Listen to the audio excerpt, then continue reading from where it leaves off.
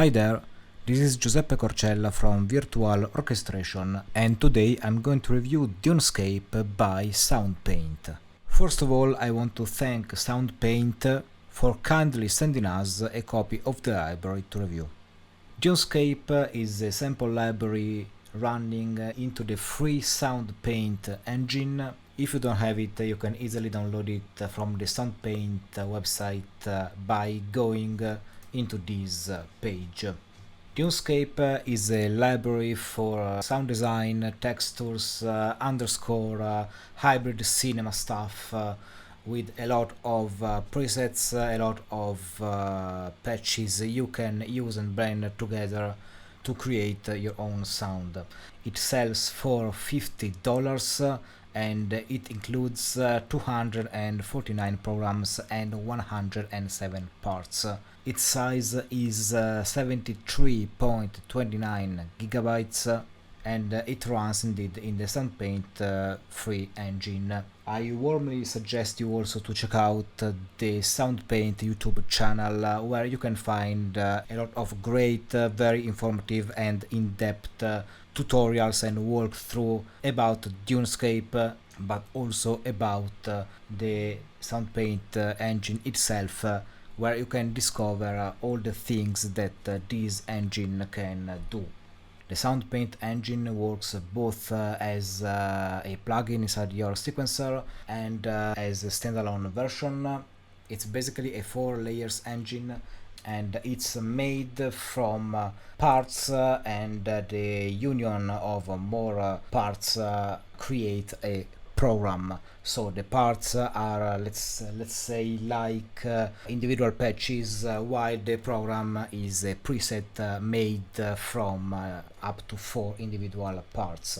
In this column you have the list of the available libraries, and you can switch the alphabetical order, or also you can see the libraries divided into folders or the single programs or parts if you click on these listed, and you can switch between program and part here, and you can also add to favorites both the programs or the parts by clicking on the heart next to the name, and then you will find all your favorites by clicking on this heart here.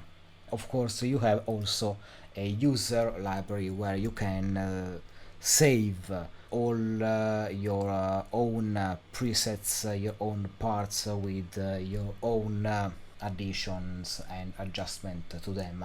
So you can add here up to 4 parts, and you have here a very interesting tool which is the morph function, which not only blends together 2 parts, but you can set here by clicking on this or this button.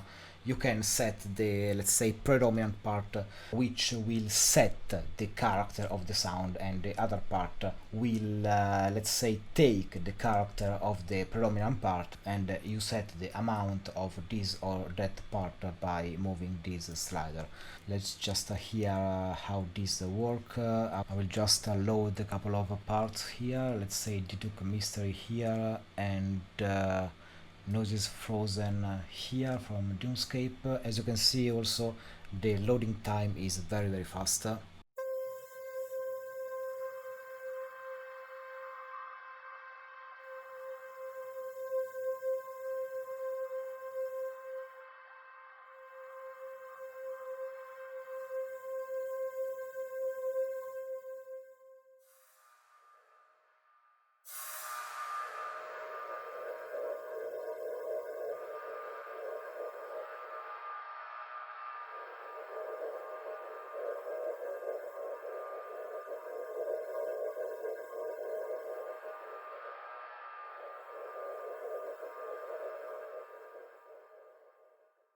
So as you can hear, the 2 parts are very different depending on which one is the predominant one, if the Deduct or the noises. It's quite interesting in my opinion.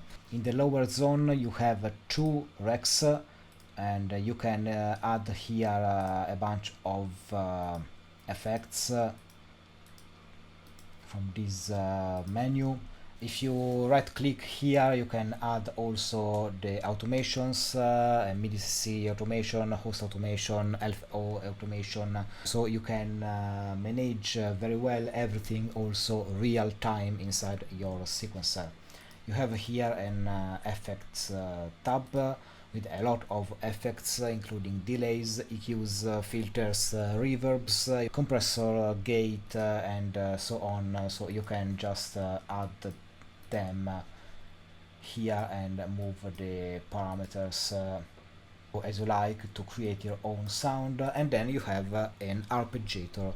So you have countless possibilities here. You have a lot of parameters. You can shape a lot of possibilities. And also, as you can see, all the individual parts for each library. So if you want, you can just blend together even 4 different parts from 4 different libraries and make them play together. All the parts have also a volume, tone, pitch parameters. You can play with them and you can really create whichever sound you want by using this engine.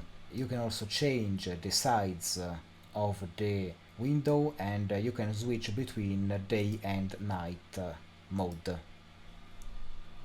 And lately they added a very cool feature you can use to build your own sound even more, which is the user sample import. To access the sample editor, you just have to go here and then user sample editor, and this window appears. Basically, you can drag any sample you want inside this editor and create your own instrument.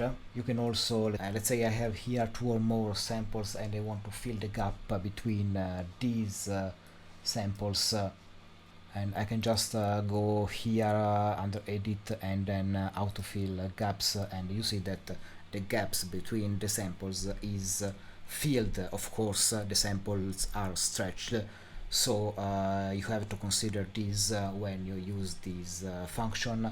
Also I can decide that I want starting from the sample I recorded, I want to fill all the range of the keyboard. I go again here under edit and then autofill full range, and you see that all the range is populated with my samples. You can also rename the part, and then after you are satisfied with this instrument, you can go here, generate part, and you can save this instrument as a new part, and then when you go back into Soundpaint, you will find it under part and user, and you see here I have my piano test. This is very interesting, and I think this actually expand a lot your sounding possibilities and your sounding palette, because then you can just use this as a part and blend it together with other parts and create your own programs, change all the effects, and you can really have fun with this. And in the demo you heard at the beginning of the review, indeed not all the sounds were from Dunescape. One of them was created by me. I basically took just one sample I recorded a while ago with a friend of mine from my upright acoustic piano and imported into Soundpaint and filled the full range. And I created this part, which I called piano test, and I just added a verb plate on it. So it's a very simple part, but it was just for this demonstration. And then I created a melody using this part.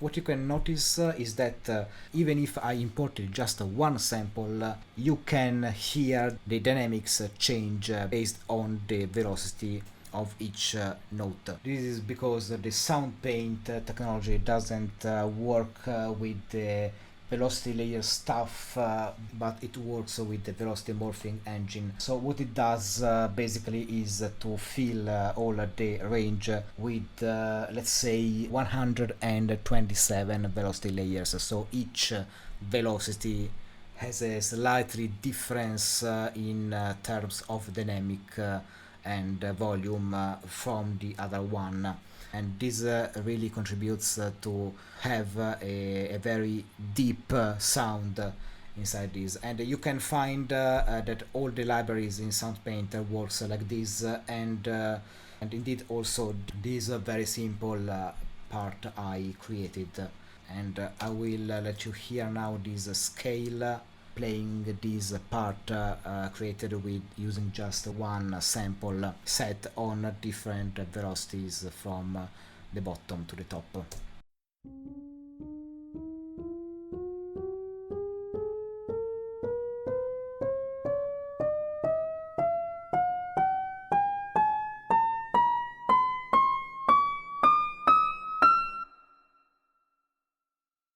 So yeah, I think this is a very cool feature, and you can really have fun with this. You can really create basically any kind of sound because you can import any kind of sample you want. Okay, so now let's go deeper into Dunescape. So each library inside Soundpaint is made by parts, and the union of more parts will make a program. Also, Dunescape is made like this. You have here a lot of parts. You see how many different sounds you have here, and then if you click on program, you will find a lot of programs here. All of this is made by more parts blended together. Let's start with the parts. All of them are in just in the same folder, and you see here from the name that you have some different categories which are quite self-explanatory. So I will just let you hear how some of them sound. I will just play around with them, so you will listen how this library sound.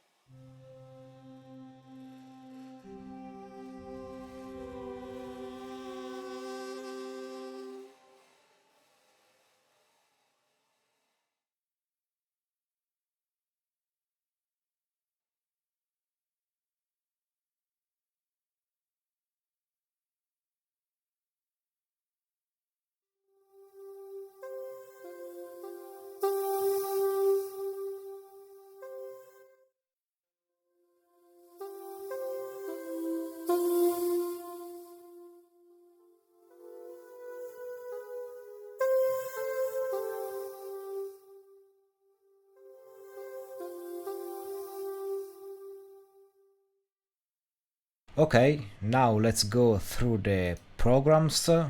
As you can see, you have a lot of programs here, way more than the parts. Also, this one are divided into categories: noises, pads, FX, atmosphere, winds, percussion, strings, tonals, and of course also these are quite self-explanatory, so I will just go straight to try some of these ones. You will notice there are a few orange programs. These are the ones in which the morph function is active.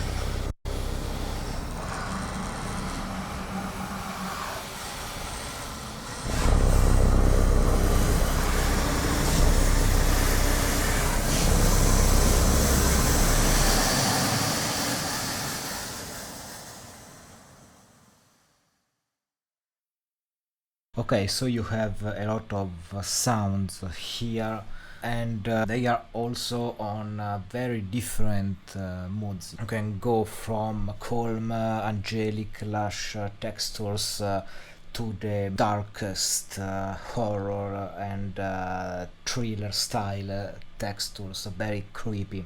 You have a lot of different kind of sources, and you can also start from one of these parts or programs and create something completely different. Sometimes you really create something else by just adding a bit of reverb or tweak a few parameters.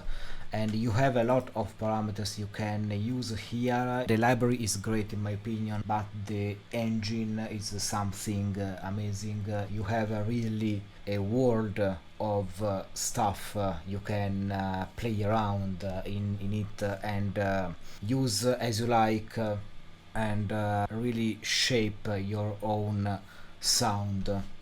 Also in the arpeggiator you have a lot of stuff you can tweak, and the effect page is very effective. You can see here how many effects you can add. I really like in particular the granular reverb and the analog distortion. Also you can assign to CC all the parameters, and this is something that can help you to create a lot of variations real time, so it's really useful. I really like the morphing function. This is very cool in my opinion, and you can really create a new sound out of these two and decide which one will be the predominant one. So I think you can have a lot of fun with this engine. The library, as I said, is very good in my opinion. You have a lot of sounds here, a lot of possibilities. The price is affordable, and together with this engine it really can open a new musical world to you. And I also really like the fact that you can easily blend together up to 4 different patches from different libraries. It's all for today. I hope you enjoyed this video. If you want to support virtual orchestration, subscribe to the channel, and if you wish, join our newsletter. Don't forget to click on the bell button on YouTube to get notified as soon as we release a new tutorial or a new review. I wish you a good day and see you on the next review.